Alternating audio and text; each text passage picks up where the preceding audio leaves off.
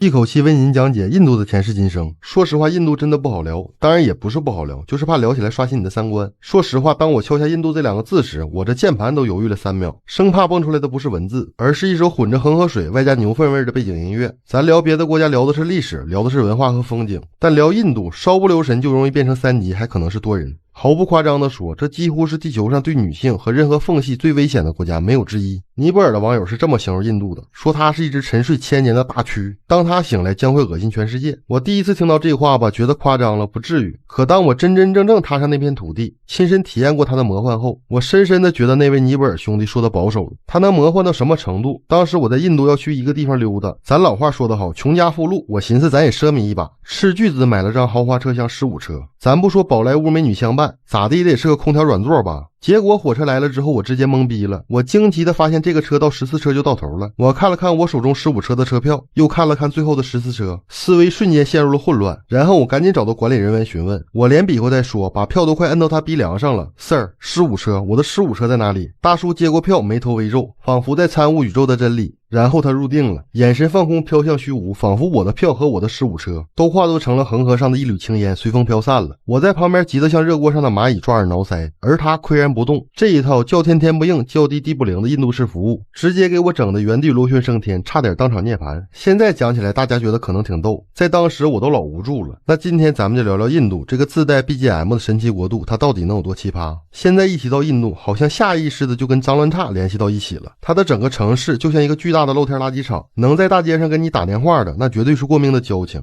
为啥？因为街上苍蝇的密度堪比2战时期的轰炸机群，你一张嘴，好家伙，那真叫一个唇齿留营，一不小心这蛋白质就补充到位了。搁那儿打电话，你得有吞吐苍蝇而面不改色的绝技。前些年国外有个素食者调查机构，他就发现全世界的素食者都会缺少维生素 B12， 只有印度的素食者不缺少这个东西。那哪里含有这个 B12 呢？一个是肉类里，另一个是粪便。你寻思，你仔细寻思，为什么印度的素食者就不缺少这个维生素 B12 呢？当然咱们也得讲理，很多发展中国家都有卫生问题，经济底子薄，人口爆炸，城市管理跟不上，脏乱差在所难免。但是能像印度这样把脏乱差做成全球驰名商标的，独此一家。而且你要说普通的地方脏点也就脏点了，可印度倒好，它连国王大道上都能看到雷区。要知道国王大道那可是相当于咱们的天安门广场，你能想象到在天安门广场上看到屎吗？它的脏是一方面，印度的坑蒙拐骗在全世界也是名列前茅，那些出租车司机简直是坏透了。他张口先是给你报一个能让你灵魂出窍的天价，就等着你发挥中华民族的砍价天赋。等你使出了浑身解数，终于砍到了一个看似合理的价格沾沾自喜时，你到地方了会发现他说的是人均，而且这也只是开胃菜，还有车开到一半突然说没油了让你给加油的，或者更狠的直接口头撕毁协议要重新定价。你要说你不为恶势力妥协，坚决斗争到底，那你就下车。在印度你想打车那可不是一件容易的事儿，所以你没办法就只能妥协，而且这一路那是摇摇晃晃走走停停。为啥呢？因为印度是世界上最堵车的国家之一。这时候不禁有人要问了，不对呀，你刚不是说在印度打车费劲吗？谁跟你说非得堵的是汽车了？在印度万物皆可信，臣妾真尊重不过来。像什么饭店门口摆一个盘子喂苍蝇的，还有一座专门供奉着2万多只老鼠的庙，那些僧人就跟他们同吃同住。你看那些僧人瘦都成皮包骨了，再看那些老鼠胖的走道都费劲。当时不有人开玩笑说，你在空地上摆个石头，上下各划3道，你跟那儿拜一下，后面就有人接着跟你拜。到了晚上，很多人就在大街上躺着。起初我还纳闷呢，印度人挺浪漫呢，都躺在地上看星星。等待了2天我才明白，他可不是浪漫，就是单纯的没房子住。这又把我另一个不解给弄明白了，其实他们是一支专业的要饭团队，晚上睡大街，白天蹲饭店，分工明确，作息规律。说到吃饭我可是挺闹心，咱都知道印度吃饭是用手的，在他们的文化里认为自己的右手非常的纯洁，是用来吃食物的，自己的左手非常的污秽，是用来擦屁股的。这就弄得我非常之尴尬，因为我是个左撇子，有时候下意识忘了，身边的人就会投来异样的眼光。因为在印度擦屁股是不用纸的，很多厕所都有根水管子，要去户外的话他们就会拿一个水壶，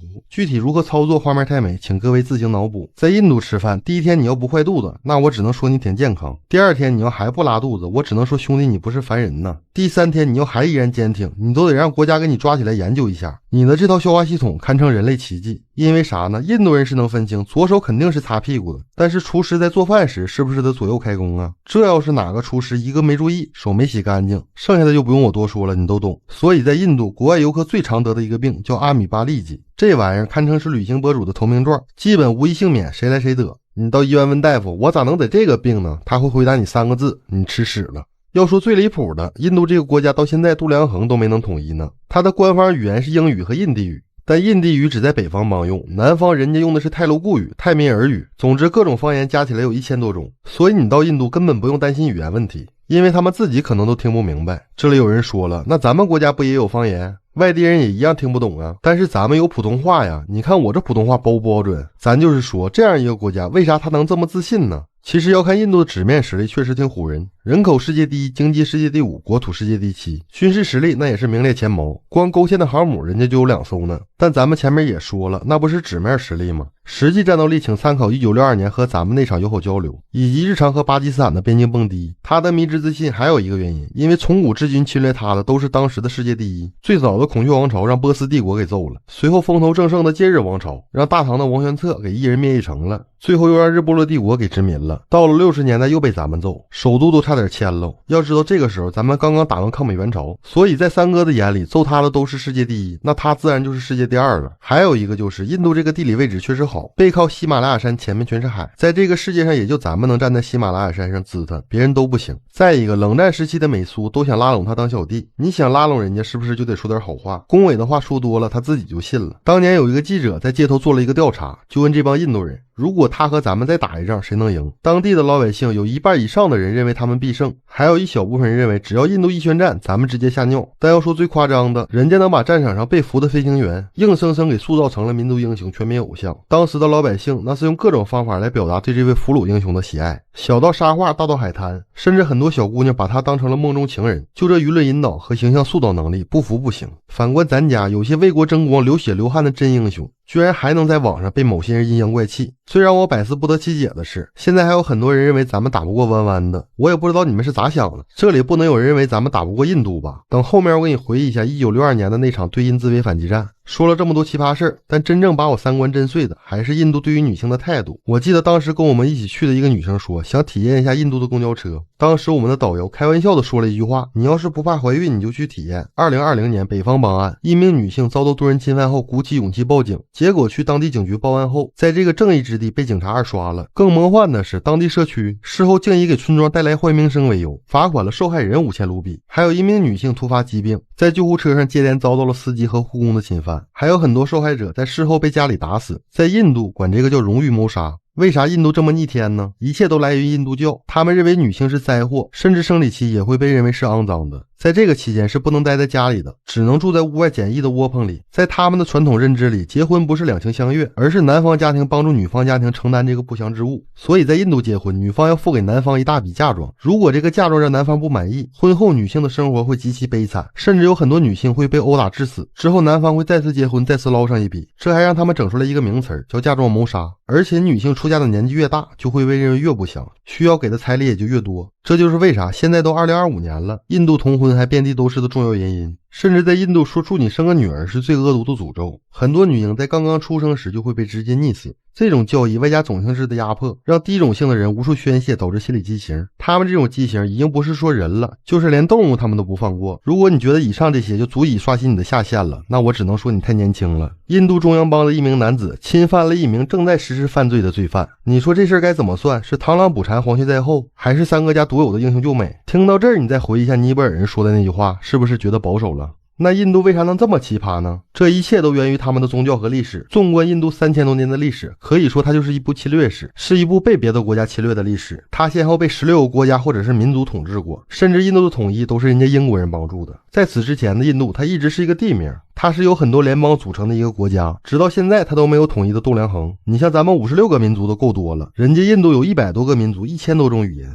他们的领导人在电视上发表讲话，是有1半以上的人听不懂的，跟咱们看美国大片似的。最早生活在这片土地上的人叫达罗毗荼人，他们早在5000多年前就在这里建立了哈拉帕文明，又叫印度河文明。咱们熟知的古印度就是这个时期。等到了公元前1500年左右，来自北方的雅利安人从印度西部的开伯尔山口进入到了印度，给当地的土著一顿好溜根儿。这里画个重点，记住这个开伯尔山口。雅利安人虽然统治了印度，但他们是游牧民族，人口太少，按下了葫芦起了瓢。他们为了能控制更多的人口，就研究出来了婆罗门教，就是现在印度教的前身。但这个时候有一个新问题，当地的土著就是再傻，也不能你说啥人家就信啥吧。雅利安人一想也对呀，所以他们为了永远的奴役印度人，就想了一套说辞。他们是这么说的：有人生来就是雅利安，有人生来就是达罗毗荼。说实话，我真的不想统治你们，但是你们天生就应该被我们统治。如果你们不应该被我们统治，那上天也不会指引我们到此。我们也不容易，不远万里跨海而来，所以你们需要感恩。要不是我们过来，你们现在还种着属于自己的土地，过着无忧无虑的生活。现在的你们虽然没了地，你们再仔细想想，是不是还没了自由？虽然你们非常的辛苦，为了给我们干活，睡得比鸡晚，起得比鸡早，但是你们也不用考虑收成问题啊。雅利安人就以这套逆天的理论为基础，建立了种姓制。他们把人分成了4个等级，象征着神的4块区域。最高的是佛的头，叫婆罗门，主要负责传播思想，从事的是最神圣的工作，比如传教士，可以理解为你们公司的老板和老板的小姨子。其次是神的手刹帝利，相当于公司各个部门的高管。第3档是佛的腿吠舍，就是普通的雅利安人了，相当于你们公司里的小组长，有点小权力，但啥事也得自己亲力亲为。这前3档都是雅利安人。咱们总说印度人很漂亮，其实说的就是雅利安人。他们个子高，身材好，皮肤白，跟印度本土人完全就是2极分化。本土人是又矮又黑。第4档是首陀罗，佛的脚，就是这帮古印度人了。他们就是公司里的员工，跟咱们一样都是牛马。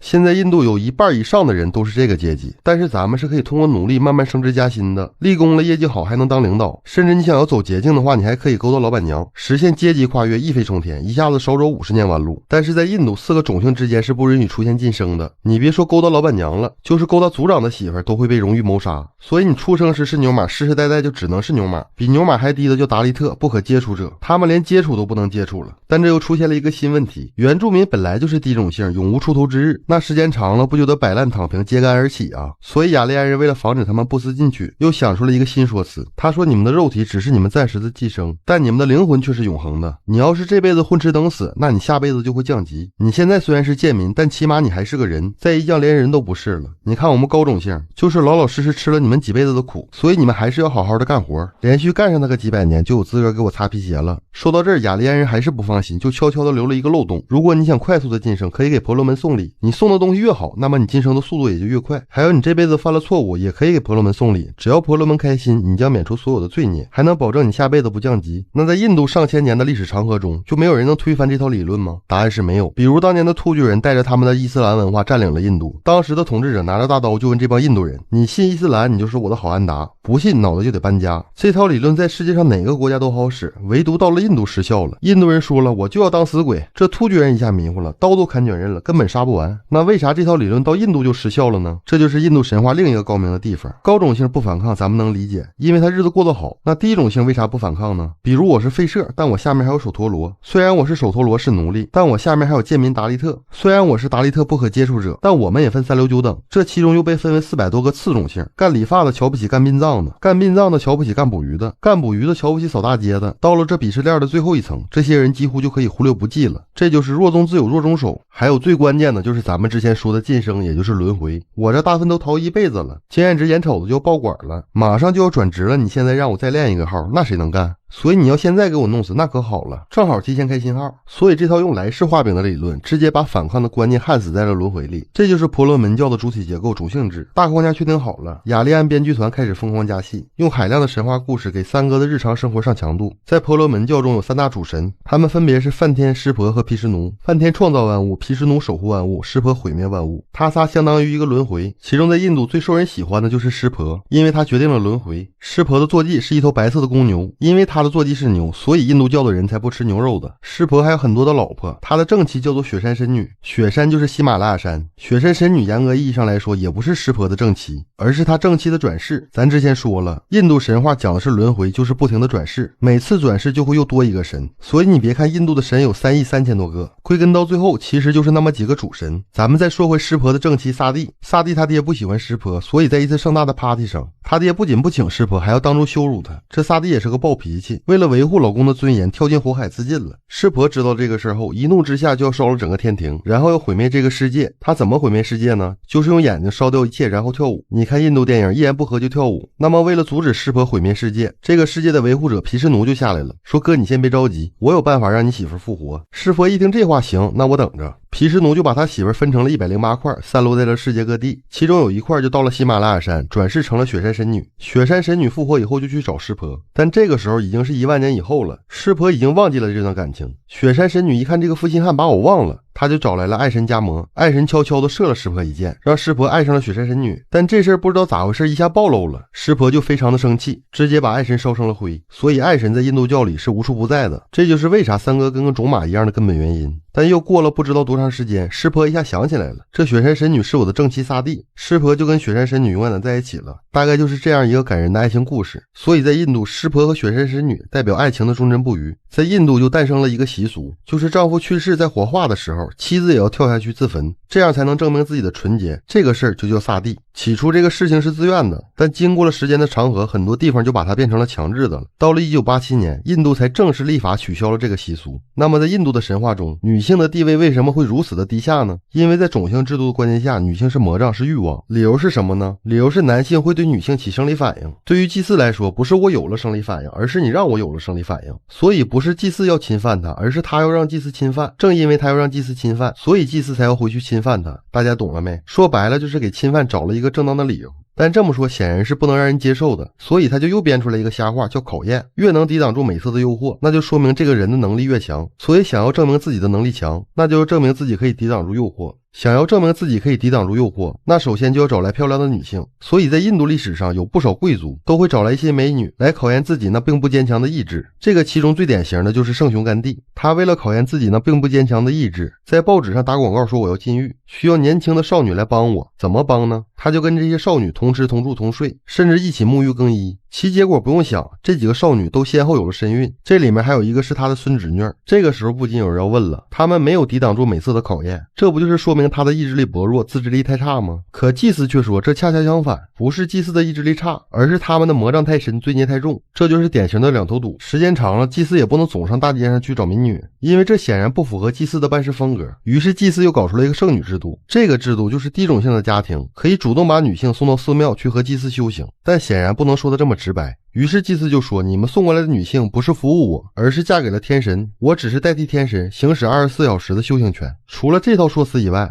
祭司又把圣女的概念和种姓制结合了起来。只要你家的女性能成为圣女，那么你的家族都会增加更好的投胎率，意思就是晋升。这套说辞一出，低种姓的人都争先恐后把自己的女儿送到寺庙。圣女除了要帮助祭祀，帮助祭祀的信徒，还要帮助祭祀的朋友们，甚至还会被卖给供奉香火的客人们。而圣女赚来的财富有90%要捐给寺庙。所以印度的种姓制看上去是5个大类，但其实可以分为10个大类，因为每一层又被分为男女，同层的男性永远要高于女性，哪怕是一个等级再低的贱民，他都有一个固定的欺压对象。就这还不是这套制度的最终形态，因为一套制度的诞生是需要时间来完善的，在完善的途中就会出现很多的分歧，既然唠不到一起去，那就自立门户。这个时期在印度被称为沙门思潮。那都想让自己门派的信徒多点怎么办呢？那就放宽条件。佛教就是这个时候诞生的。咱之前说了，婆罗门教有严格的等级制度，但人家佛教讲的是众生平等。这两个条件放在这儿，换作是你会如何选择？当时有一个叫阿育王的，他就是佛教的代表人物之一，在他的带领下，第一次统一了印度，建立了孔雀王朝。但是这小子命不咋好，没几年就嘎巴了。他这一死不要紧，印度又陷入了内乱。这里就要说一说这个开伯尔山口了。印度这个地方简直是一个世外桃源，背靠喜马拉雅山，前面全是海，唯一通往外界的就是这个开伯尔山口。从波斯人、希腊人到后来的突厥人、蒙古人，都是在这个山口溜达过来包打印度的。咱也不明白为啥就不能在这个地方修一个关隘，再以重兵把守。那这个地方不是连一只蚊子都飞不过来吗？可人家就不，一直到公元606年，印度人在戒日王的带领下又短暂的统一了一次。同时期是咱们的大唐盛世，唐僧西天取经受到了戒日王隆重的款待。等玄奘大师回到唐朝后，和李世民唠嗑，就说印度的戒日王人不错，没少给我带东西。李世民一听这话，当即表示咱也不能差事儿啊，就派遣使者王玄策去表示感谢。结果还没等他到呢，这个戒日王非要在恒河里展现一下泳姿，结果淹死了。他的手下阿罗那顺抓准时机篡位，这不太强大的戒日王也一分为5，其中阿罗那顺的领地改名为中天竺。这新官上任3把火，不仅没看得起王玄策，还给他打了一顿。回家路上的王玄策是越想越气，就利用自己唐朝大使的身份，在吐蕃，就是今天的西藏，和尼泊国今天的尼泊尔借了8000士兵杀回了印度。阿罗那顺一听你个手下败将还敢回来，派出了2000象兵出城迎战。象兵就是现在咱们一听心里都一嘚瑟，但事实证明不是这样。多次实战证明，这象兵就是华而不实，用它搞礼仪接待还行，用它打仗还不如整2个蜥蜴骑着。具体的战斗细节在史书里并没有写，只是简单的提了一嘴，说王玄策使者率领8000士兵进攻中天竺，生擒了阿罗那顺和1万多战俘。剩下的500多个城邦主动投降，并且向王玄策进献赃物谢罪，尤其是东天竺，据说他之前跟阿罗那顺挺好，他知道自己的兄弟让人给抓起来了，一激动送给了王玄策牛马3万。随后王玄策把阿罗那顺全家押回了长安。李世民起初还是挺高兴的，不过转头一想，打个印度也不算啥事儿，只给王玄策封了个从五品的曹参大夫。这就是历史上有名的一人灭一城。这里我就想说说这个阿罗那顺了，你说你没事惹他干什么？你这一嘚瑟又让印度乱了500多年。这个期间出现了一个大神叫桑觉罗，他让这个已经快没了的婆罗门教又死灰复燃了，他集百家之长，进一步完善了婆罗门教。本身他这套种姓制就深受统治阶级的喜欢，只需要用少量的人就可以控制大量的印度人。公元1206年，咱们的南宋后期，北方的突厥人带着伊斯兰文化来了，建立了德里苏丹国。突厥人对这帮印度人进行了残酷的文化清洗。当时这帮突厥人拿着大刀就问这帮印度人，你信伊斯兰你就是我的好兄弟，不信我就给你咔嚓喽。这套理论在世界上哪个国家都好用，偏偏到印度失效了。印度说了，你赶紧的吧。突厥人都以为自己幻听了，那为啥这套理论在印度失效了呢？因为咱们之前讲了，这印度人他讲轮回呀，你给他杀了，他正好轮回了。该说不说，这个婆罗门教确实挺厉害，不仅没被消灭，还反过来给伊斯兰植入了种姓制，而且还是6个等级。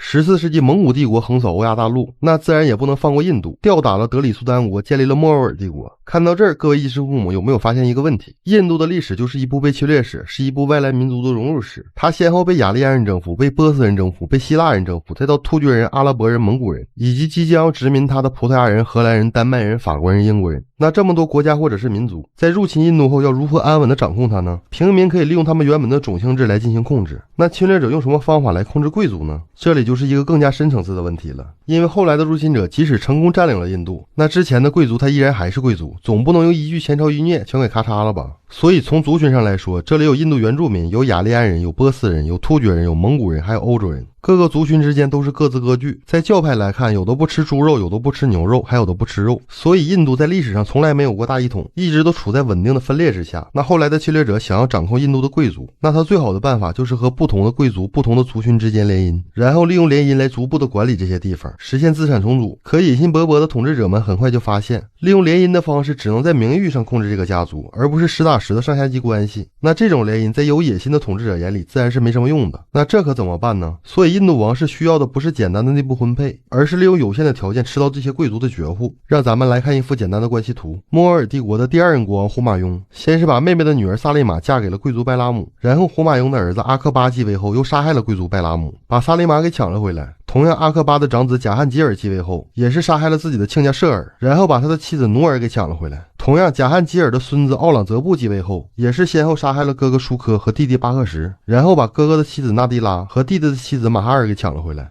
从以上的关系图，我们不难看出一个魔幻的现象，就是印度的每一任国王都是先把自己的亲属外嫁给其他贵族，然后下一任国王再把外嫁的亲属给硬抢回来，之后再内部婚配。这种一来一回的操作就实现了部分的统一，实现了部分的掌控。但这个时候又出现了一个新问题，你国王可以吃其他贵族的绝户，那其他的贵族是不是也可以反过来吃你国王的绝户？还是在这个莫卧儿帝国时期，国王阿夫干的妻子努尔家族就是要反过来吃你国王的绝户。让我们再来看一幅简单的关系图。努尔和前夫阿夫干一共生下了2个女儿，一个叫做拉德利，一个叫做拉达。另外他还有个侄女叫阿基曼。一开始努尔先是把女儿拉德利许配给了贾汉吉尔的长子库斯劳，结果没想到这个库斯劳没做上国王，于是他又把自己的女儿拉德利嫁给了贾汉吉尔的五子沙赫里亚尔，结果没想到这个五子也没做上国王，于是他又把自己的侄女阿基曼嫁给了贾汉吉尔的3子沙贾汗。在沙贾汗成为国王后，他又让自己的弟弟阿希汗娶了贾汉吉尔的继妹。那这个继妹是谁呢？也就是他自己的女儿拉达。这样一来，国王既是他的儿子，又是他的侄子；皇后既是他的侄女，又是他的儿媳。国王的妹妹嫁到了自己的家族，而嫁到自己家族，国王的妹妹又本来属于自己的家族，那四舍五入，自己的家族不就是皇室了吗？听起来可能有点乱，但更乱的还在后面。因为这种来回吃绝户的方式，就导致王族越来越多，内斗也就越来越狠。这种内斗已经变成了一项传统。还是在这个莫卧儿帝国时期，一个叫穆阿扎姆的在内斗中取得了胜利，可结果这屁股还没等坐热乎呢，就被毒杀了。随后他们的儿子又开始了狠狠的斗。其他的皇室成员一看这个情况，说凭什么只有你们皇子能斗，而我们就不能斗呢？于是印度皇室最多的时候有300多名皇室成员，每个人都说着自己有着帝国的继承权。在这场内斗中，最后的结果是穆阿扎姆的次子先坐上王位，可结果不到2个月就被长子推翻，长子坐上王位后不到3个月就被侄子推翻。截止这个时期，整个皇室男性的平均寿命大概在25岁左右，有80%都是挂在这个内斗的问题上。最终突围的人叫做法鲁赫。好消息是法鲁赫的儿子没有内斗，坏消息是法鲁赫压根就没有儿子。那既然没有儿子，这下总没有内斗了吧？这显然是不可能的。皇室的衰落也就意味着权臣有了造反的空间，也就是咱们俗称的挟天子以令诸侯。那时间一长，皇室自然是不能干的。于是皇室就想了一个好办法，他想要借助英国的力量来推翻权臣的控制，属于典型的通敌，而且还是国王带头通敌。权臣在得知这个情况后，是要保护整个帝国的百姓和领土，这下国王变成了奸臣，奸臣变成了英雄。于是权臣对整个皇室来了一波超级大换血，首先是毫不犹豫地废除了法鲁赫，然后风风火火拥立了法鲁赫的表弟。可又没过多久，他又看法鲁赫的表弟闹心了，又不分缘由地罢免了法鲁赫的表弟，转而拥立了法鲁赫老弟的表弟，随后废除了法鲁赫老弟的表弟，重新拥立了法鲁赫，最后他们又再次废除了法鲁赫，拥立了法鲁赫的另一个表弟沙阿。以上这个过程听起来很长，可实际上也就1年多的时间，就这么一直到了巴哈杜尔时期，摩尔王室终于脱离了贵族的掌控，因为现在轮到了英国掌控。英国是个老牌的殖民帝国，尤其是在吃绝户这事上有着丰富的经验。他直接提出了一个治标又治本的办法，就是丧失权力论。意思就是印度的王室成员一旦去世，他们的领地就要全部归英国所有。更离谱的是，这个所谓丧失权力论的范围居然还包括国王。在国王巴哈杜尔快要去世的时候，英国提前弄死了太子。等国王巴哈杜尔嘎崩了以后，英国为了避免后患，要求所有的皇室成员都从王宫搬到郊区，英国就理所应当的掌控了整个印度，开启了190年的殖民。时间又到了20世纪初，印度又出现了一个大神，叫圣雄甘地。这个人挺厉害，很多电影都拍过。他提出宗教之间要平等，因为存在即合理，咱们的重要目的是要共同的建立一个国家。按照正常的剧本，这里就应该是整合兵力，发动战争，打倒英国的帝国主义。但咱都说了，他是大神，还是印度的大神，那行事作风自然与常人不同。他提出的非暴力不合作运动，甚至让老蒋都亲自去学，并且认真写了笔记，骂了他整整3页。那什么是非暴力不合作运动？用俺们东北话说，就是每当别人骑在你脖子上拉屎的时候，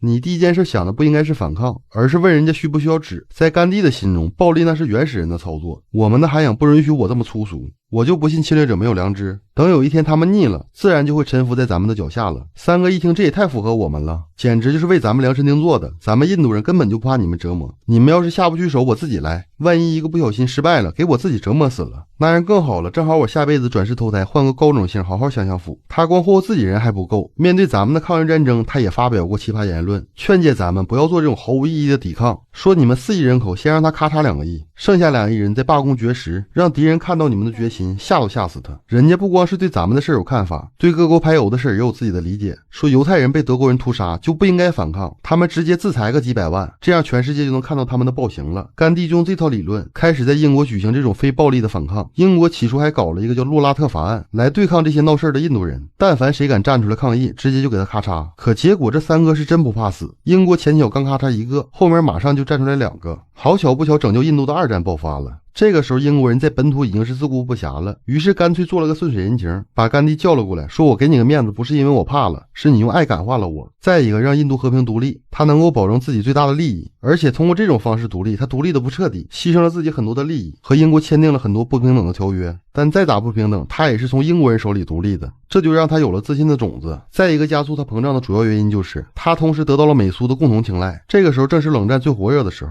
当时的老美和苏联斗法，差点给世界斗没了，但谁也不敢做第一个和平使者。为了让自己骂街更有气势，他们就在全世界挑选盟友，作为一个实力强大、人均奇葩，把社会主义写进宪法的世俗宗教国家自然要优先拉拢。他俩为了印度也是争上把一大哥了，你整个跑车我就送个火箭。当时印度的领导人叫尼赫鲁，要是没2个蛋坠着，那就能原地起飞，说咱们已经不可能成为一个2流国家了，要么做有声有色的大国，要么在强大中灭亡。那怎么才能做有声有色的大国呢？第一步就得是称霸南亚。事实上称霸南亚他确实做到了，但是咱把地图打开看看南亚都有哪些国家，一个孤悬海外的斯里兰卡外加马尔代夫，还有那个不丹尼泊尔，跟印度也差不了多少，再有一个更加魔幻的孟加拉，唯一能跟印度支棱一下的就剩下巴基斯坦了。但是也不多一句，曾经的手下败将，放眼望去，南亚竟然没有一个能打的。既然我在南亚已经是无敌的存在了，那我就要对欧洲这些列强动手了。这个时候好在他是飘了，不是疯了，直接去人本土他肯定是不敢的。低头一看，我这还有2块殖民地没收回来呢，一个是法国，一个是葡萄牙。人家法国一直都比较聪明，一看你美苏这么大力度的投入，还有我在这确实也赚不到什么钱了。1945年人家法国就主动撤退了，这一下子印度人民那更是飘上了天际。曾经的英法那是横扫全世界，看到没？他们现在都畏惧我的虎威，夹着尾巴逃跑了。在赶走法国人后，就剩下葡萄牙人的殖民地了，给人找来说，你看到没？英法这么厉害都让我吓跑了。我希望你识时务，你要是不走，那我就用大炮请你走。结果葡萄牙人也是个识生米的，说我都在这殖民你好几百年了，流血的地方只能用流血的方式拿回。他这话一出，直接给印度的领导人尼赫鲁整兴奋了，说我这正愁没对手呢，我现在还有老大老二给我撑腰，你拿什么跟我斗？直接把当时驻守的将军叫了过来，说我们要赶走葡萄牙，收复古阿地区需要几天。你看尼赫鲁都够飘了吧？没想到他手底下的将军更飘，直接给他来了个48小时计划。尼赫鲁一听这话，择日不如撞日，收复古阿行动正式开始。印度人对于这场战争可以说是倾尽所有，光陆军就派了3万多人，空军海军更是全部到位。更夸张的是，还把仅有的2艘航母给调了过来，可以说全方位无死角的把葡萄牙人给包围了。知道的这是解放古阿，不知道的还以为他要打老美呢。反观葡萄牙人在古阿的驻军，满打满算有3000多人。开战之初，印度的轰炸机开路，先是一顿狂轰滥炸，随后陆军还来了2次冲锋，经过了36小时的激战，成功解放了古阿。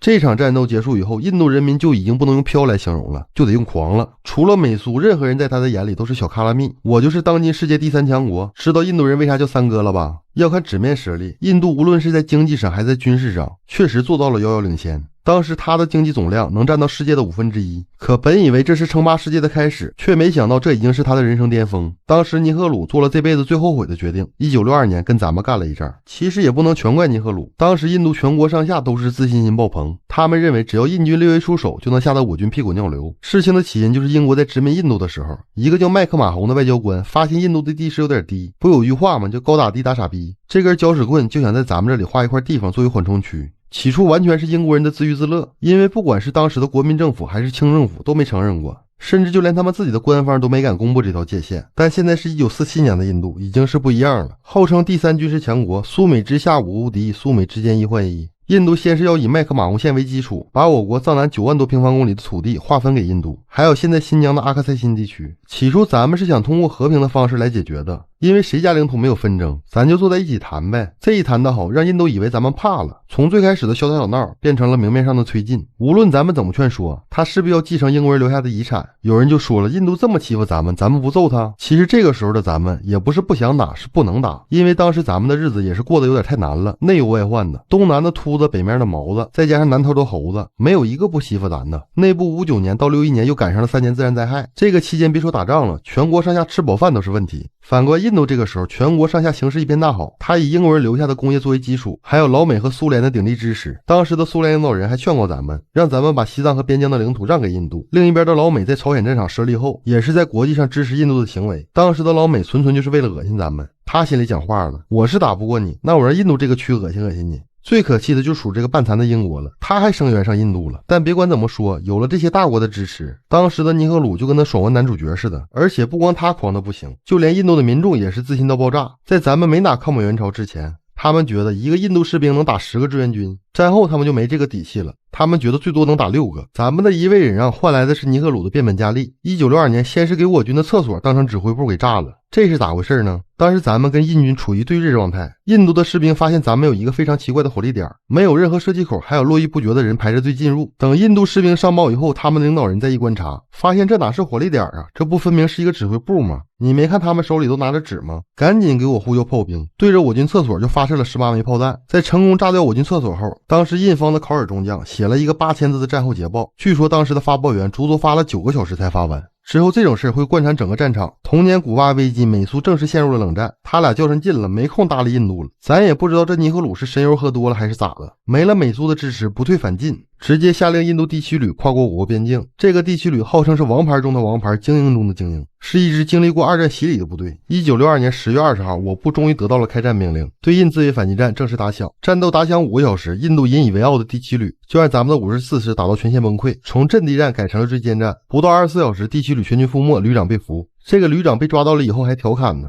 说你们在24小时内全歼了一个旅，这在全世界也是少有。东线的俘虏一直抓到了24号，西线的作战也仅在5天后结束了。第一阶段的战斗仅用时9天。其实咱们在24号的时候就劝谏尼赫鲁重新回到谈判桌上，但当时的他就是不服，觉得是自己大意了没有闪，再加上美国人在背后给他煽风点火，你不是号称世界第3军事强国吗？你得跟他干呀，你得支棱起来呀。缺啥少啥就跟哥哥说。在得到了老美武器装备的支持后，他更洋巴了，急调第4军2万多人在瓦弄和我军形成对垒之势。当时印方的总指挥考尔中将还幻想着要在尼赫鲁73岁生日前大败我军，献上寿礼。针对这一敌情，咱们又调遣54军130师前来支援。当时咱们的领导人一看印军的布防都笑了，这是给咱们摆了个一字长蛇阵吗？总结下来就8个字：同头西尾，背紧腹松。在印军的思想里，咱们要打他们就得直挺挺的跟他们正面对枪，扛着他们的炮火往前冲。他们难道就没研究过我军的历史吗？要知道我军最擅长的就是迂回包抄，所以我部指挥官制定了打头击背刨腹结尾的战术方针：2个团正面打敌头，3个团两翼夹背刨其腹，再有2个团实施大迂回战略接其尾，由此形成一个巨大的口袋，势必要将西山口地区的敌军分割包围，各个歼灭。1962年10月16日8点半，我炮兵部队火力全开，用炮弹给印军煮了一锅钢铁肉汤。165团一马当先，迅速突破敌军防线，印军主力开始南逃。藏自419部队153团一营和165团协力歼灭西山口西侧敌军，东侧163团直插西山口，将印军阵型分割为南北2块，之后协同攻坚南北2侧驻军。在追击的过程中，163团3营9连2排4班副班长庞国兴发现有一队印军正在南逃，于是奋不顾身地追了上去。由于当时是晚上，庞国兴和大部队走散，他没有选择去寻找大部队，而是单人单枪咬住敌军不放。在追击的过程中，先后遇到了同样走散的6班战士王世军和冉福林，还有8班副班长周文轩。4人一商量，地表最强小组战胜，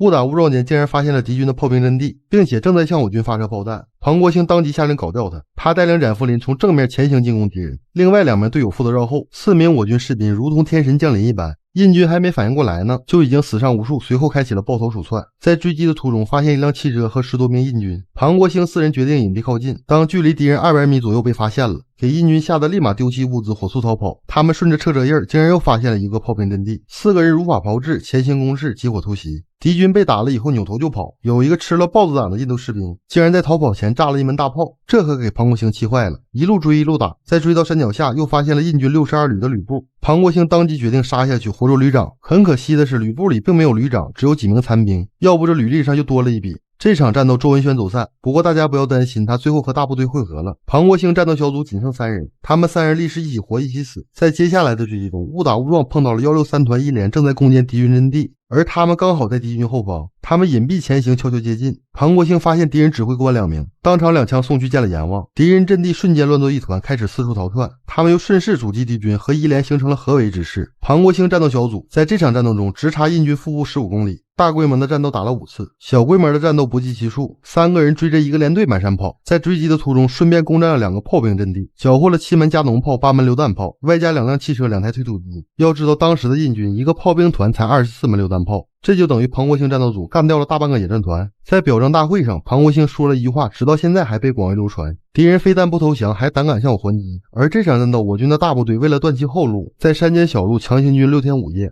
给印军来了一波神兵天降，出现在印军的最后方邦迪拉。咱们的突然出现直接让印军的部队全线崩溃。当时印度有一个营大概300多人，直接给吓蒙圈了，慌忙的逃到了一个山口上。这个时候咱们的营部仅剩下了一个27人的小分队，27打300，你换谁来他撤退也不犯毛病。但是咱们的指挥官一看27对300，优势在我，他们几个上去直接给这个营包围了。最夸张的是，这场战斗不到1个小时就结束了，俘虏了对方200多人，还击毙了35个，剩下的几十个人不知道跑哪儿去了。当时英国有战地记者是这么评价印军的，说除东非角马迁徙外，他从未见过任何哺乳动物成群结队的跑得如此快。这场战斗到这里就彻底宣布结束了。尼赫鲁收到的这封战斗简报是这么写的：我方各旅被全歼，敌军3战3捷，东段西段全线崩溃。东段西出喜马拉雅山后，阿萨姆平原无险可守，西段敌出昆仑山口，剑锋直指新德里，敌先头部队距首都已不到300公里。看到这封战斗简报的尼赫鲁没被当场吓死，就已经算是心理素质过硬了。就在上个月，他还在构想梦中的大印度联邦。当时的印度民意兵役军拿顶峰，国内国外风光无限，无数人都在高喊尼赫鲁的名字。而现在的新德里街头正在焚烧他的画像。当时美国的驻印大使是这样形容的：随着战败的消息传来，恐慌迅速在城市中蔓延，广播完全终止了正常节目，一遍又一遍播放印度的国歌，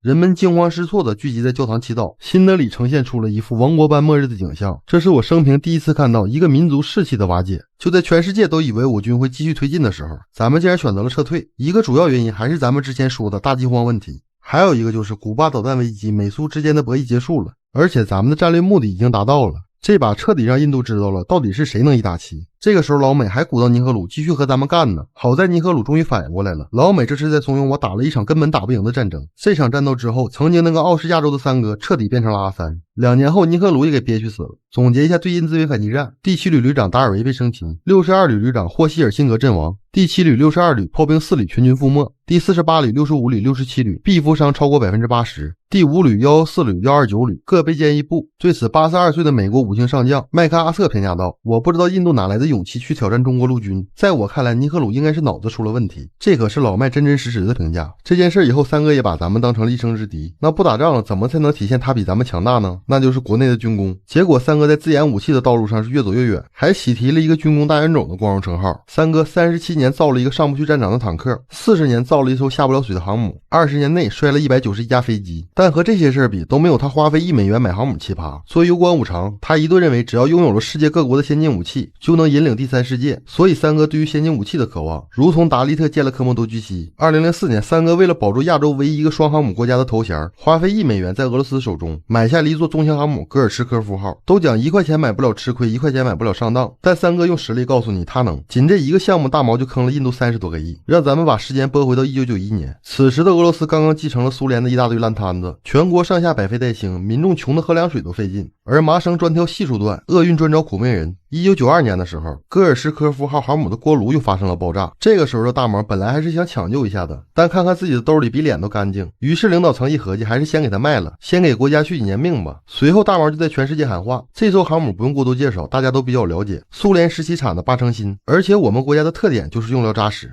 这个时候三哥刚刚退役了他的第一艘航母，一下子又变成了单航母时代，唯一一个亚洲双航母国家的头衔没了，这就让三哥的虚荣心开始作祟。恰好又听说了某东方大国以3000万美金购买了一艘退役航母，正在积极改装中。得知这个消息的三哥是立马坐不住了，说谁也不能捍卫我亚洲海上霸主的地位，于是赶紧把买航母这事儿提上了日程。大毛得知了三哥有意买航母后，专门为他定制了一个长达10年的斗鱼工程。1995年的时候，大毛借着自己庆祝卫国战争50周年，把印度邀请到了俄罗斯。看完阅兵后，他又带着三哥去看了北方舰队，这一看算是给印度看开心了。当时大毛家的北方舰队全员出动，三哥放眼望去，一艘艘舰艇密密麻麻的，殊不知这都是大毛给印度下的套。声势浩大的阵容完全是为了这场越肩式的主角戈尔什科夫号。这个时候他因为锅炉爆炸已经没有了动力，只能靠拖船拖着走，这配角要是来少了，那不就让人发现了吗？在大毛的特殊安排下，印度只看到了这艘海上巨无霸带来的震撼，给三个代表团看的是哈喇子直流，说这哪是大航母啊，这分明是一只体态优美的大巨蜥。1995年，印度派出海军参谋长复俄要求再看看戈尔什科夫号。大毛一听这话说，你别着急，航母它就在那儿呢，自己跑不了，你们来一趟也挺不容易的，我先安排你们玩几天，白天带他们逛俄罗斯的各大景点，晚上再人手一瓶伏特加。三哥喝酒哪能是大毛的对手？就这样连喝了1个星期。等大毛带他们上航母参观的时候，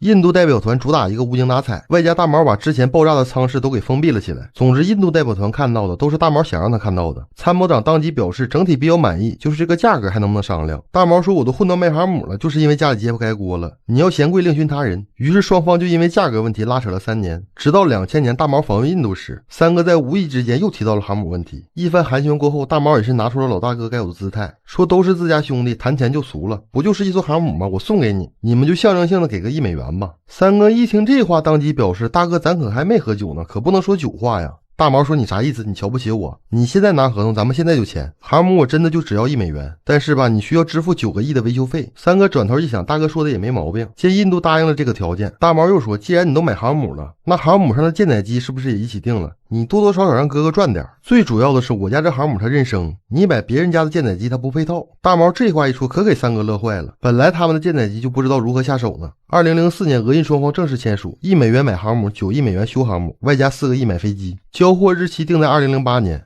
此时三哥的家里还沉浸在一片喜悦当中，殊不知大毛正一步一步的将印度给套牢。等大毛拿到钱后，开始了紧锣密鼓的维修，但修的不是三哥家的那艘，而是自家的库兹涅佐夫号，还有之前没先启动的米格 29K 战斗机也重新上马了。这一修就修了4、5年，眼看交货日期临近，三哥家的航母连水都没下过。印度一看这也太不像话了，开始不停打电话催单。大毛表示很委屈，说老弟我也很无奈呀，我没想到维修航母的费用会这么高，这几年物价涨得太快了，你看看能不能再追加14个亿，反正情况就是这么情况，你要是要就赶紧打钱，你要是不要了呢，我就卖到兔子家去当主题公园。三哥一听这话，整个人都傻了，虽然已经意识到了自己让大毛给玩了，可是之前都已经拿了9个亿了，这14个亿要是不拿，之前的也打水漂了，只能硬着头皮又打了过去。在这之后，大毛又休了4年，直到2012年他才迎来了首次下水测试。就在航母刚下水，突然一连串巨大的闷响声传来，航母上一共8个锅炉炸了7个，给在场的俄印双方人员都炸傻了。双方立刻排查了爆炸原因，原来是锅炉的防火设施不合格。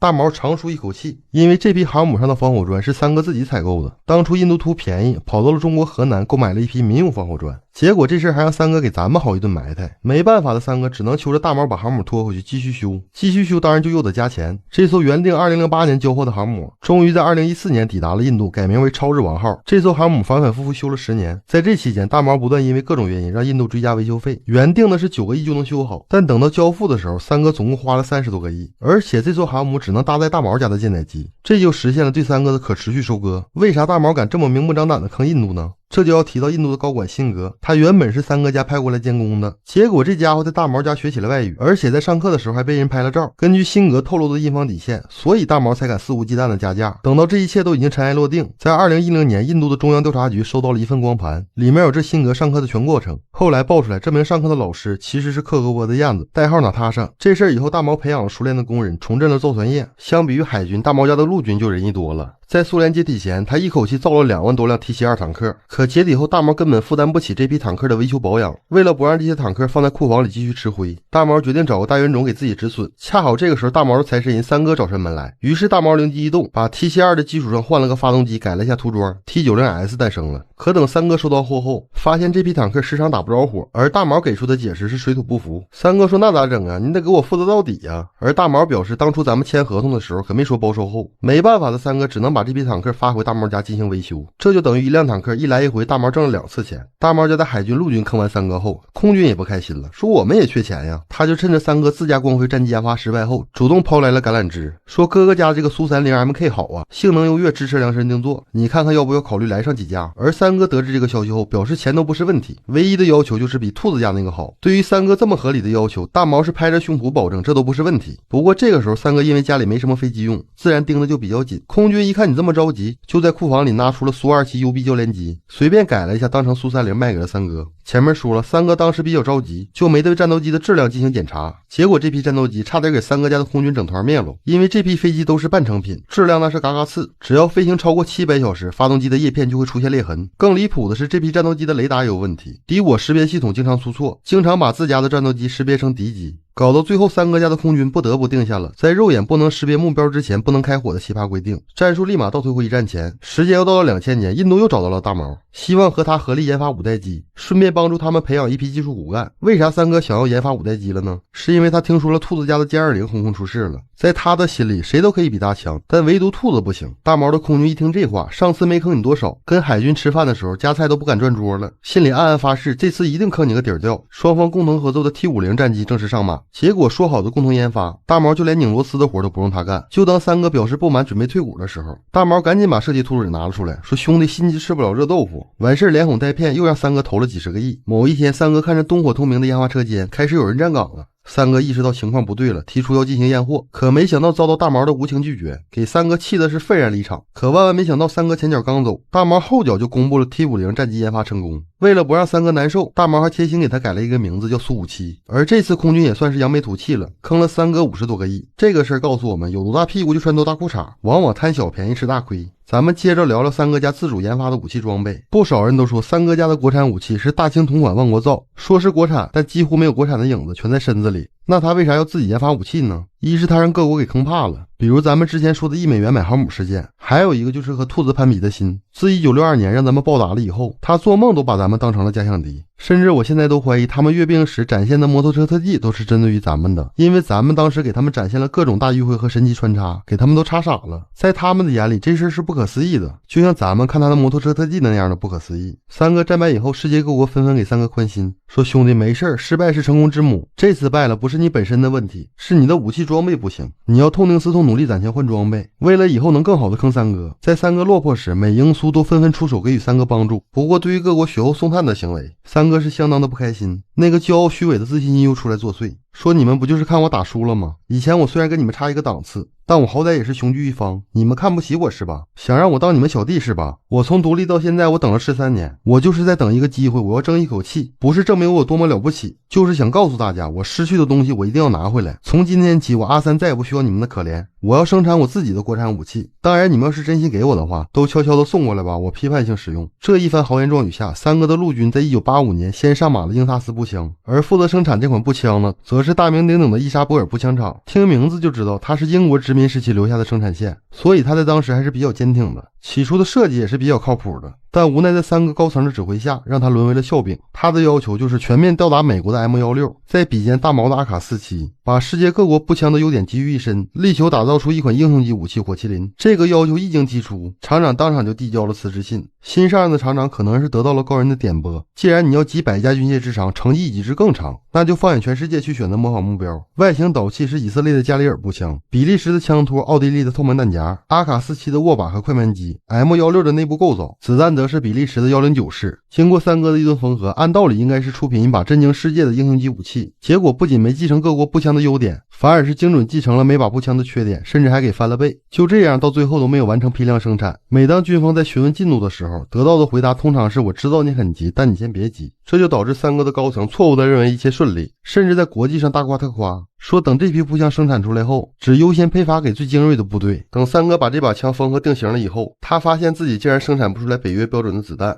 印度人一看这咋整啊，我这么优秀的武器，子弹我得进口，那不是扯犊子吗？必须攻克这个难题，花多少钱我都认。经过了一段时间不懈的努力，得出来了一个结论，整不了。该说不说，人家印度人脑袋转的就是快，既然这个技术我们无法攻克，高层还追求国产，那我直接给他生产线全都买回来不就完事儿了吗？这样我既有了技术还能国产化。这个方案一经提出，高层那是双手叫好，马上就派出代表去跟以色列谈收购。以色列在得知这个消息后，说我家现在正忙着打仗呢，生产出来的子弹都供不上我自家用。三哥一看这不行啊，你要是不卖，我家的英萨斯步枪上战场还不如一根长矛呢。经过了几个回合的拉扯，最终以高出市场价4倍的价格，把以色列这套 5.56 的子弹生产线搬到了印度。结果眼瞅着就要交付了，印度这边又戳出了个核弹，这一下子震惊了全世界，遭到了西方各国强烈的反对跟制裁，因此这项收购也被叫停了。这一下子印度又急了，说我花这么多钱，结果你现在跟我说卖不了了，而且这钱还不给我退。他为了让自家的超级武器在世界上发光发亮，只能按期按别，据说最后又多花了一笔钱，以色列才勉强同意卖给三哥5000万发子弹。这下子印度的军队终于用上了这款梦寐以求的英萨斯步枪了，而印度陆军也是非常力挺，一口气订了50万支。但由于三哥家的工厂产能实在是拉胯，一直到1997年的时候只交付了1/3，满打满算10多万支。但这就不容易了，那个时候能配发英萨斯步枪的士兵，那都是王牌中的王牌，精英中的精英，给其他的杂牌军都羡慕完了。然而在1999年的卡基尔战争中，让这把枪彻底沦为了世界笑柄。说好的集百家军械之长，可没想到一下子没注意，集了百家军械之短了。比如枪管膨胀导致炸膛，长时间射击还会冒出滚滚黑烟，甚至因为经常卡壳，让英萨斯步枪变成了栓动步枪。总体来说就是各个部件明显不像一家人，但这毕竟是印度出品，它必是精品，它光有缺点它能对吗？这款步枪有世界上任何一个步枪都没有的功能，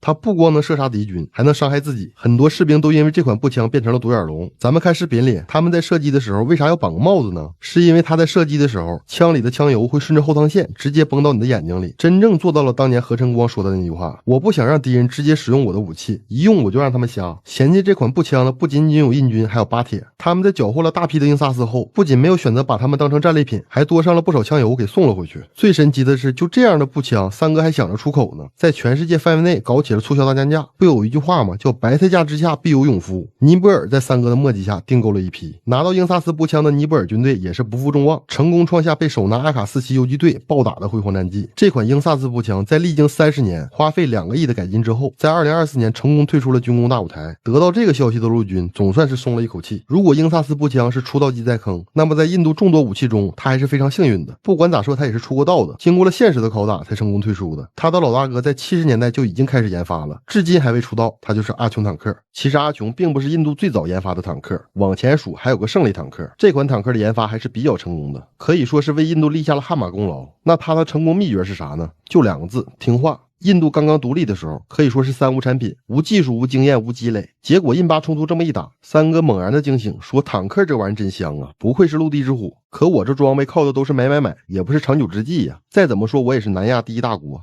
我连个坦克我都生产不了，那不是让外人看笑话吗？我也是个要脸的人。但我想自己造又没这个技术，可咋整？这个时候他的2个好大哥美苏正在那冷战呢，没空搭理他。于是三哥灵机一动，想起了自己的初代义父英国，但啥也不说，直接去找人家，多少有点冒昧。于是他就先给英国一顿舔，说大哥，世界上这么多列强，我就认您。别人都说您日不落帝国落寞了，这话纯纯是扯犊子。在我心里，您永远是那么光芒万丈。正在走下坡路的英国哪受得了这糖衣炮弹，一下子就给他整感动了。再加上英印之间是和平分手，感情尚存，心想我这小老弟人不错，这个时候还能看得起我，不愧是我王冠上的明珠。于是一激动就要把自家2战老将百夫长坦克的全套技术拱手相送，还说兄弟，你别看他是个老将，但你只要是能把这款坦克的技术学到那么一奶奶，收拾一个小小的巴基斯坦还是手拿把掐的。等这个坦克生产出来，就为三哥立下了汗马功劳。第3次印巴战争暴打了巴基斯坦，这要是换别人，按照这个进度进行下去，他未来的军功肯定是一片光明。奈何三哥的自信如同河水，源源不断。虽然他在印巴冲突中取得了胜利，但他觉得还能胜得更漂亮。恰好这个时候冷战进入到了白热化，美苏争先恐后的拉拢印度，你刷个火箭我就整个跑车，这一下子让三哥彻底飘上了天际。再回头看胜利坦克就不是太顺眼了，说小英子，你瞅瞅你造那个破玩意儿，我阿三什么身份，开这个不掉价吗？你赶紧把你家那个酋长号坦克给我送过来，我要买。戴英一看我现在虽然混拉了，但也不是你个阿三能够羞辱的，你赶紧给我团成个球，圆润的轱辘。三哥一看这个情况也上头了，说你不卖拉倒，老子自己造。于是在1947年带着赶超德美的豪情壮志以及不知几斤牛尿下肚的迷之自信，印度豹项目正式上马。那为啥叫印度豹呢？因为三哥制定的标准就是全面超过德国的豹式坦克，还要全部国产化。原定计划是在1983年完成第1辆样车，但俗话说得好，三哥说话仅供参考，还请以实物为准。由于前期资金问题，还有三哥家的人员素质，导致坦克还没开始造呢，就已经远落后于其他国家了。按照这个速度，就是把坦克弄出来也是直接淘汰的货，但是在三哥这里都无所谓，造出来不是证明我有多先进，只是证明我能够造出来就可以了。就是如此低下的标准，在前期设计时也是屡屡碰壁。要不说还得三哥心态好呢。转念一想，我出去买叫进口，但是我把人请回来是不是就算国产了？于是他们就高薪聘请了德国的工程师。德国人来了后也确实靠谱，很快就拿出了务实的方案，成熟的技术。图纸交上去，印度政府一看怒了，说你是不是瞧不起我？我大印度缺的是技术吗？缺的是想象力。什么成熟稳定的技术我都不要，我要的就是最尖端的科技。我们大印度的标准就是苏美有的我要，苏美没有的我们更要。德国工程师一听这话，你爱咋咋地吧，我不是许愿池里的王八，爷爷不伺候了。三哥一听这话也生气了，你赶紧走吧，有你这种目光短浅的设计师也耽误我再次伟大，并且一生气直接给他改名了，以后咱就叫阿琼，什么7爆8爆的。德国工程师一走，三哥算是放飞自我了。在他的天马行空下，这阿琼还没等出厂呢，就变成了垃圾。特别是发动机，一开始的设计是1500匹马力，但等造出来一测上800多费劲，没办法的三哥只能再次妥协，既然都这样了，干脆直接买吧。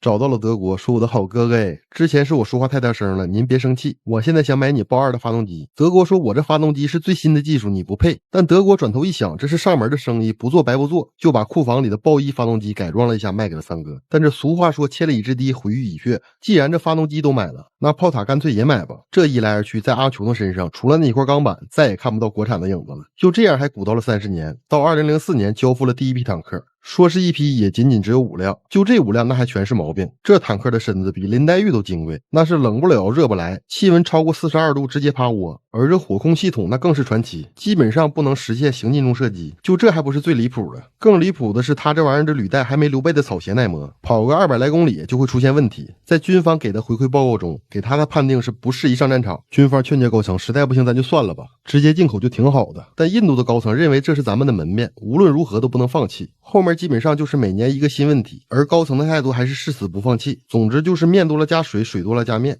起初这款坦克的设计重量就50吨，结果经过三哥的一顿缝合，传出来了一个68吨的陆地巨无霸。当时军方看到这个数据都想把设计师弄死了。之前就是小马拉大车，现在直接小马拉火车了。还有因为它的体积太大，自家的火车根本运输不了，所以想要运输它，三哥还要设计一个更大的车厢，以及购买更大的运输机。所以他为了所谓的门面，不仅设计了专门运输阿琼的铁路，还向老美购买了11架波音 C-17。但你以为到这里就结束了吗？还有一个最关键的问题，那就是维修。这个东西本来就是一个缝合怪，各个部件坏了，三哥自己根本修不了，以至于在2013年到2017年间，由于缺乏配件和运输慢等原因，直接让75%的阿琼成了摆设。自1972年项目成立开始，虽然他在战力上没有名于世界，但他创造的世金陆军史上的3个第一，至今无人打破，估计也没有人能打破了。第一个记录研制时间最长，从1974年到2004年，第一辆阿琼坦克的交付就用了整整30年。第二个记录是世界最重坦克，改进后的阿琼重量来到了惊人的68吨，而德国的豹2才55吨。第三个记录是世界最贵，光单辆的制造成本就高达900多万美金，比美国的 M1 贵2倍，比苏联的 T34 贵3倍。时至今日，阿琼唯一的战绩就是在连续激发测试时发生炸膛，一车士兵外加一个记录员当场毙命。除此之外再无其他战绩。要说三哥的心态也确实好，本来这个事儿算是一件家丑，时间一长各国就忘了，但三哥不干，必须让他参加各种阅兵，给我们加深记忆，对他进行反复鞭尸。但相比于上天费尽的光辉和下水就磕头的航母，阿琼最起码人家实现了阶段性量产。再看光辉战机，时至今日也就造出来30多架。众所周知，三哥一直有个大国的空军梦，但自身的航空工业实在是让人难以启齿，因此他只能通过进口的方式来维持一个规模还算够用的空中军事力量。但长期的装备进口让三哥吃尽了苦头。为了摆脱世界军购冤大头的名号，三哥决定痛定思痛，立志要研发属于自己的一次性飞机。带着这种不切实际的幻想，1983年光辉轻型战斗机项目正式上马，负责生产的就是大名鼎鼎的斯坦航空公司。这个公司可不是一般炮，它有一个响当当的绰号叫寡妇制造者，因为但凡由它大修过的飞机就没有不摔的，包括不限于大修过8架米格21摔了8架，大修过法国的幻影2000摔了4架，大修过3架米格29摔了3架，命中率那是100%。人说印度人就不能换一家航空公司吗？换不了，因为印度就这么一家能够维修的航空公司。至少他修的飞机都能飞起来再摔，你别的公司修完它都飞不起来。而且他不仅在修理方面非常出色，在组装飞机方面也是异常优秀。由他组装的600多架米格21，400多架都摔了，就这他还狡辩呢，说这可跟我没关系，主要是米格21太老了。这话这么说也没毛病，毕竟他是1956年设计的，到现在也70多岁的高龄了。但是后来的新飞机也没耽误他摔呀。在2001年的时候引进了200多架苏30，把生产线都给买回来了。其实最开始的时候大毛根本就不想把生产线卖给他，因为他就害怕三哥整不明白。但印度一看你卖给中国的飞机，怎么就让他自己组装呢？你卖我就卖整体，你什么意思？不拿我当个人？大毛一听这话也挺冤，开始劝印度人，不是我不想卖你，你自己什么技术你自己不知道吗？三哥一听这话来劲了，你啥意思？你是不是瞧不起我？他能整我也能整，至于生死问题这不是你该操心的事儿，你赶紧给我送过来得了。大毛一听这话，你爱咋地咋地吧。等三哥拿到生产线，一口气就生产了200多架，现在基本上也都报销了。最让我琢磨不透的是，当初他在大毛家引进的整机是4000多万，他自己回家生产的战斗机变成了6000多万。所以你想想，就这样一家优秀的公司，他造出来的光辉得是个什么样子？光辉战机起初的预想也是100%国产化，并且盲目自信的说，我们只需要花10亿就可以全面超过兔子家的骁龙。结果没用别人打脸呢，他自己先表示怀疑了，说咱们连个汽车发动机都造不出来，你还在这喊口号造飞机发动机，那不是痴人说梦吗？你忘记阿琼坦克的教训了吗？你别装了，赶紧直接买得了。本以为会是一场唇枪舌战，没想到三哥家的高层不仅采纳了这个建议，还给他做出了升级版，直接跟英法俄美以签订了合同，由各国向三哥提供零件，然后在印度的工厂进行零件组装。这款飞机大概是大毛家的发动机、法国的潜势器、以色列的无线电以及日不落的弹射座椅。这款战斗机传下来竟然高达8000多万，比老美的 F-35还要贵出来500多万。最离谱的是，这个时候它无法悬挂空对地导弹，只能悬挂格斗弹，想要都有那就只能牺牲油量，所以该飞机是世界上飞行时间最短的3代机。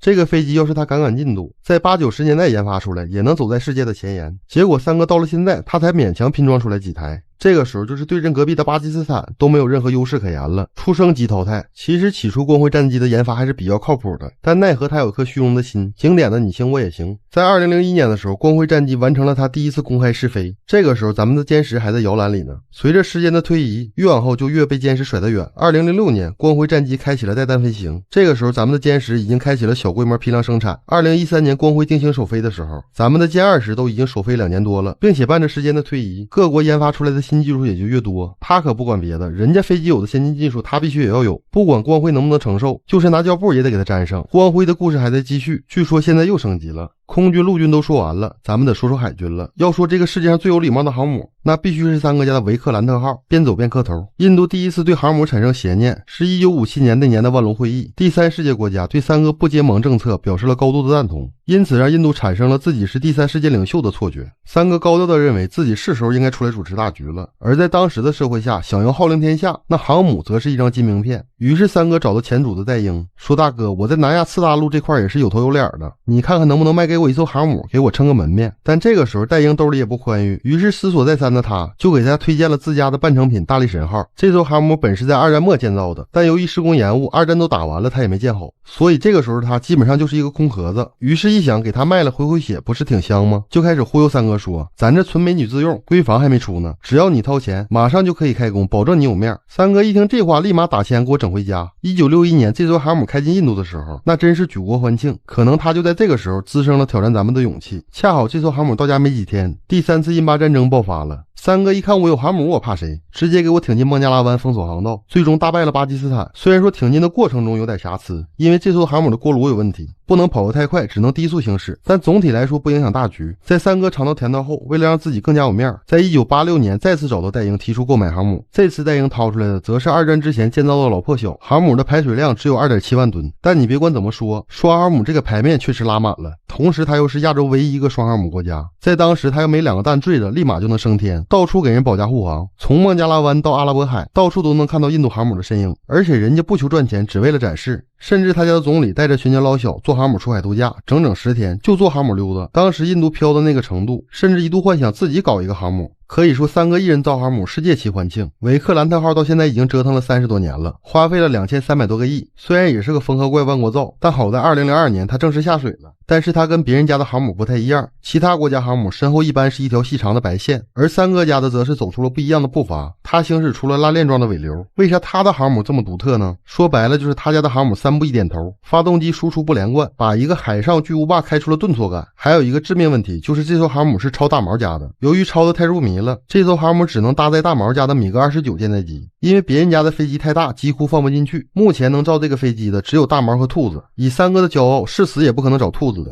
这就让大毛直接给他来了一个加倍。这艘航母的问题还没解决呢，印度的海军最近又宣布，经过3天3夜的深思熟虑，决定要为他打造一艘闺蜜舰，省得他自己在海上孤单。但我想提醒他，这次可不能模仿的这么彻底了，你要是还跟维克兰特号一样，那大毛可能就是超级加倍了。最后一个威震天下的就是歼敌者潜艇了，它的名声就像光辉战机和阿牛坦克一样，成为了世界军史的奇葩。历经21年，耗资29个亿，在首次下水实验中，由于一名士兵围观舱门，导致潜艇内部灌入海水，直接沉底，9人死亡，3人失踪。为了打捞它，又花费了9个多亿。随后请来德国人为他重新打造生命。在2018年，他再次亮相，首次亮相就给世界拉了一波大的。在这艘潜艇发射了一枚 K-15洲际导弹，结果士兵又忘了给导弹装定位，这枚导弹直接消失的无影无踪。时至今日，三哥还要跟咱们在各项领域里一较高下。近期咱们在9月25日发射导弹，他们也紧随其后，在9月27日发射了自己的猎猴5导弹。同样的是都让世界为之一振，但咱们的导弹是震慑了全球，三哥的导弹是吓坏了全球。因为他的导弹只有出发地没有目的地，他的原定计划是朝着印度洋发射的，结果导弹上天后就失联了。此举可是给全世界人民整的一脑瓜子汗，大家谁也不想拥有这无妄之灾。还好这导弹残骸在距发射点西北方向200公里的地方找到了。巴铁表示防不胜防呀，这事只能说三哥的攀比心还是太强了。最可笑的是他在发射前还艾特了世界各国，说我们要发射的导弹射程5000公里，不过你们不要害怕，我这是演习。特别是周边的邻国，印度高层都是打电话亲自通知的。通知到巴铁的时候，巴铁问你这导弹不是朝着印度洋方向打的吗？告诉我干屁，滚边打桩去。要说三哥还是了解自家的导弹的，咱们的导弹是指哪打哪，他们的导弹是打哪指哪，不全告诉到了怕产生误会。我以为人家在第一层，但人家其实在大气层。